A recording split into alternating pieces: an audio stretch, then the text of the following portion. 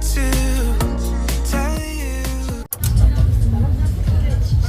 guys! Andito kami sa may Greenfield Ayala. Dito lang yan sa Mandaluyong. Ito yung nabili kong food for me and sila naman nasa kabilang food stall sila. Minsan na kasi ako makakain ng lechon kaya ito yung binili ko. Naka 2,000 pesos din kami. Is it worth it? Let's see! Mine is sisig rice. Some ordered chicken and french fries. I also ordered melon juice. And siomai, Japanese siomai. Masarap.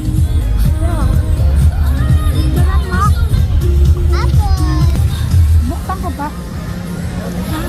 Kahit kung... May Gcash ka ba, te? 100 lang. Magagawa niya. May fries itlog yan. May fries? It's okay, you just eat this. Oh.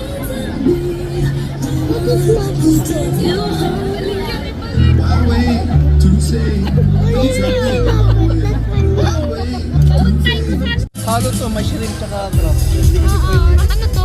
Pusit. Ayan yung pusit. Oo, gusto ka lang ko Oh. ayun sa akin. Galing nga pala kaming church kanina and dumiretso na kami dito after ng mass.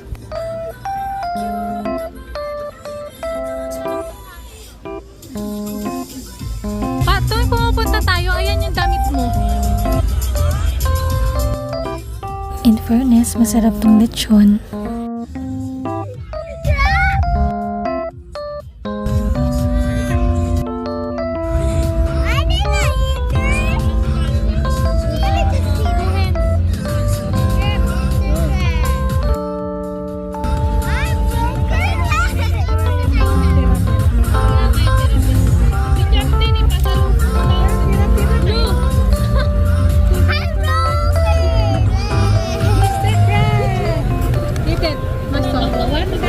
Gawin mo na lahat. Para maano mo. Huwag kang isa-isahin. Parang ka naman eh. Pwede mo lang. Pwede mo natin yung bilog.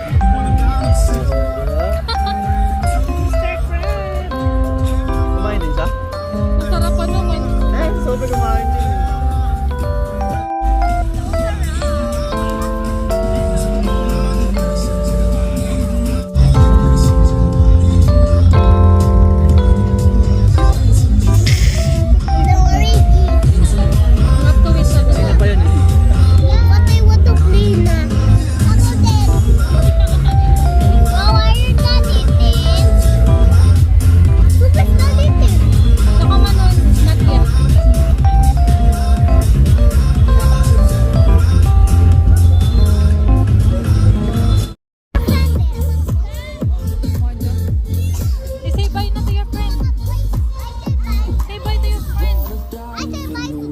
Alcohol. Oh baby, we can't see the bottom. I just wanna dive in with you. I just wanna lie here. We're going home. Sorry, we're going home. Bye-bye. Say bye-bye.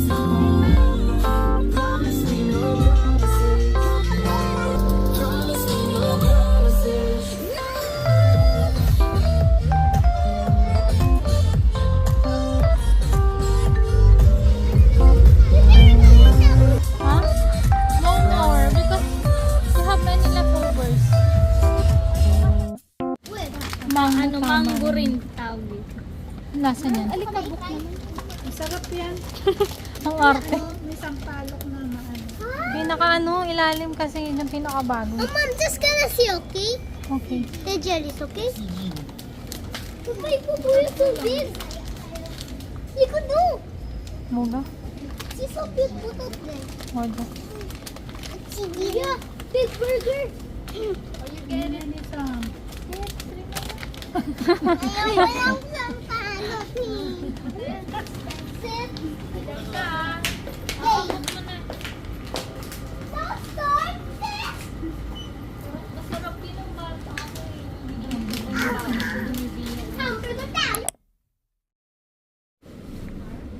After 3 months of waiting, marireceive ko na din yung visa ko. Pabalik ng South Korea. Actually, medyo matagal yung pag-release ng visa ko. Kaya, finalo up ko siya last Friday. Kaya ayun, siguro nakalkal nila. And then, Monday, yesterday, na-receive ko na yung message na approve na yung visa ko. This is you. Sakto lang din kasi pagbalik namin ng Korea, wala na yung snow. It's like I want to buy this. No, don't buy it. Oh, she's so...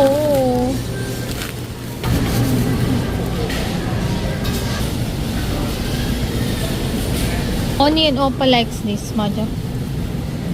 And I only love this. You like that, not Oni? Paraga? Daddy loves soon. Maja. And this one, yeah? Yeah. And I only love this and this one. Yeah. Ooh, Huh? your favorite. My favorite what? I love it. It's icy. Oh, cute.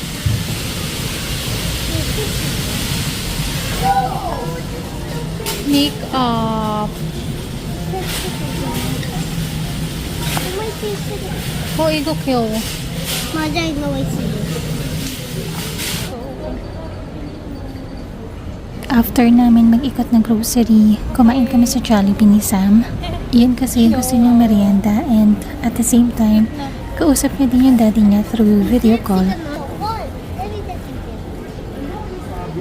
Honestly, hindi ko pa nasasabi sa asawa ko na nakuha ko na yung visa ko. Kasi for sure, pagmamadaliin niya kami bumalik ng Korea.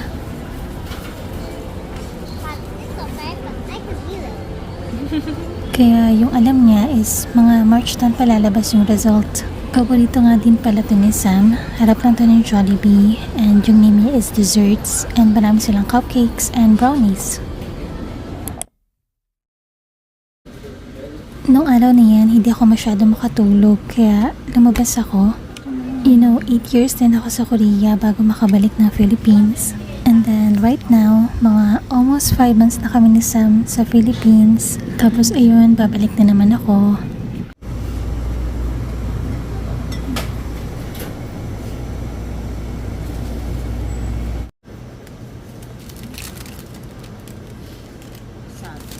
That's it.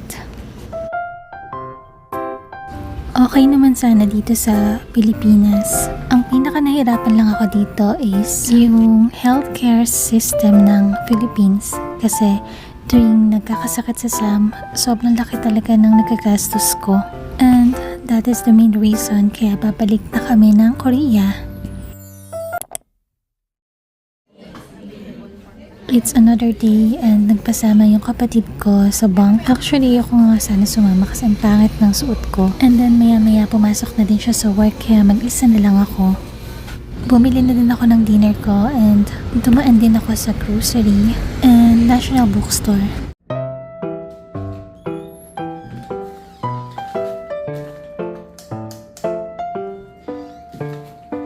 Dito nga pala kami nagstay ng kapatid ko since nung nagtrabaho kami. Kaya lang kasi hindi kinaya kasi lagi nagkakasakit si Sam simula na nagtrabaho ako. Kaya I decided to stop. After 5 years, ngayon na lang ulit ako nagkatrabaho pero parang ayaw talaga ng universe. And then finally, yun nga dumating na yung visa ko. Medyo nakakapag-alala din kasi yung last time na nagkasakit si Sam. Kasi 7 days yung lagnat niya and akala ng doctor is dengue. And then dahil nga foreign national si Sam, medyo malaki yung binabayaran ko sa bill.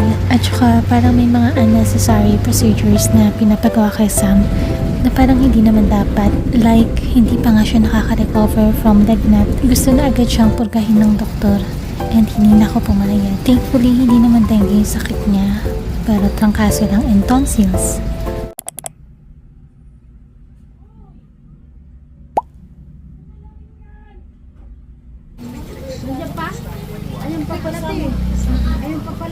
Dito pa nga, kasama yung dyan.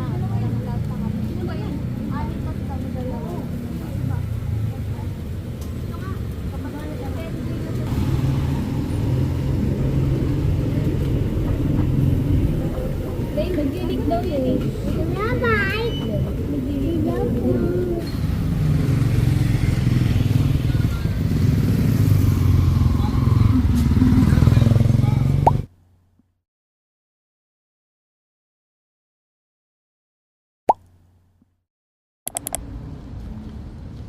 kami makatulog ng kapatid ko kaya nagiya siya sa Baclaran.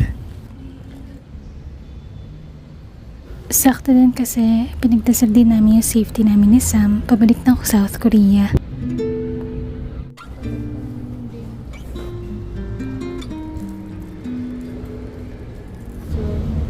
Si Papa Lul. Ate Remy. Bonbon.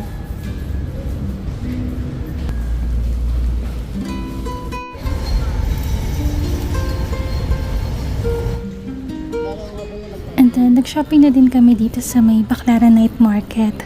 Ang dami ditong mura, madami ding mahal. Siyempre, yung iba nang bubudol. Ito na lang. Hindi, yun na lang. Ito na lang. Ito. Pero parang mas maganda. Kaya nga. Ito na lang pala. Ito, tas yan. Last na.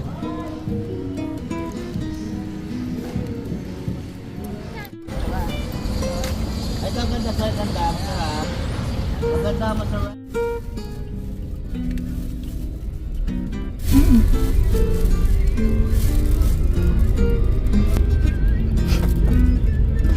Yung background mo mga ano. Background music.